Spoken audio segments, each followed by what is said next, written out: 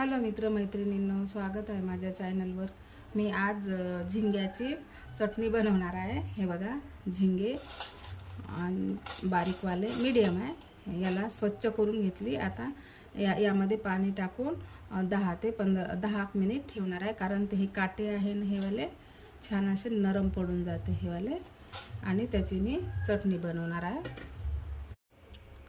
हे बघा, छान असं पाण्याने मऊ मऊ सॉफ्ट झाले आहे। 10 मिनिटं ठेवली मी पाण्यामध्ये आणि तेल तापायला ठेवलं।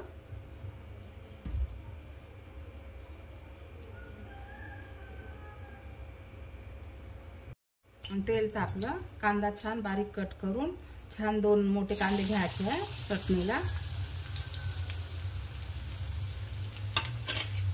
असे छान बारीक बारीक चिरून 2 कांदे घेतले मी आणि याला छान पकू द्यायचं आहे। कांद्याला परतून घ्यायचं आहे, लाल कलर होईपर्यंत आपल्याला कांदा परतून घ्यायचा आहे। कांदा आपला छान असा परतून झालेला आहे, बघा कलर आलेला आहे। आता यामध्ये आपण लसूण आणि जिरं असं थोडंसं जाडसर बारीक करून घ्यायचं आहे आणि ते ॲड करते। आणखी याला छान असं परतून घ्यायचं। कच्चा कांदा राहिला नाही पाहिजे चटणीमध्ये, चांगलं नाही वाटत। असं छान पकलेलाच।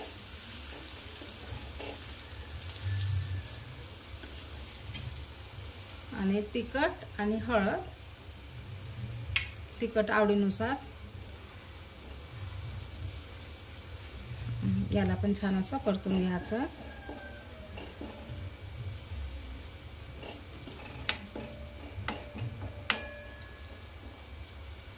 आणि आता हे झिंगे ॲड करायचे आहे।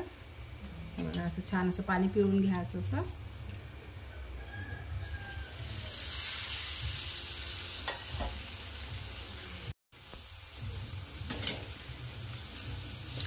आमच्या इकडे याला झिंग्या म्हणते, तुमच्या तिकडे काय म्हणते कमेंट करून नक्की सांगा।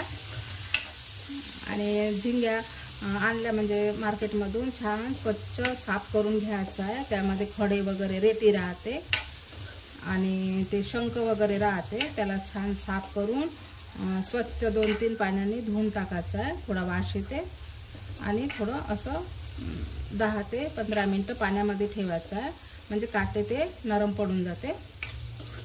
हे बघा, आता याला छान असं स्लो आचेवर, गॅस फास्ट नाही ठेवायचं, स्लो आचेवर छान याला पकू द्यायचं आहे। मीठ ॲड करायचे आहे मी, चवीनुसार मीठ। ठीक आहे, याला असं परतून छान असं मिक्स करून याला वाफेमध्ये, आता पाणी वगैरे काय ॲड करायचे नाही यामध्ये, चटणी आहे ना। आणि छान आता याला शिजू द्यायचं। हे बघा, 10 मिनिट झाले आहे। आता यामध्ये आपण थोडा सांबार ॲड करू आणि मिक्स करून घ्यायचं। यामध्ये तुम्ही टोमॅटो पण टाकू शकता, मी नाही टाकले, मला नाही आवडत टोमॅटो या चटणीमध्ये। अशी छान भाकरीसोबत, चपातीसोबत, भाकरीसोबतच छान वाटते ही चटणी, झिंगा चटणी। तसं शॉर्टवर मी टाकले आहे, ते दुसरे झिंगे आहे बारीकवाले, ते फक्त तेलातून तळून काढायचेच झिंगे आहेत, ते छोटे छोटे। हे थोडे मीडियम आहे। हे बघा, झालं, बघते मी। हे बघा, छान नरम नरम झाले आहे।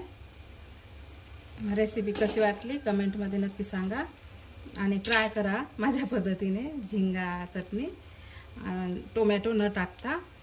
आणि चॅनलला लाईक, शेअर, सबस्क्राईब नक्की करा आणि माझे रेसिपी पाहत चला प्लीज। झाली आता आपली चटणी तयार।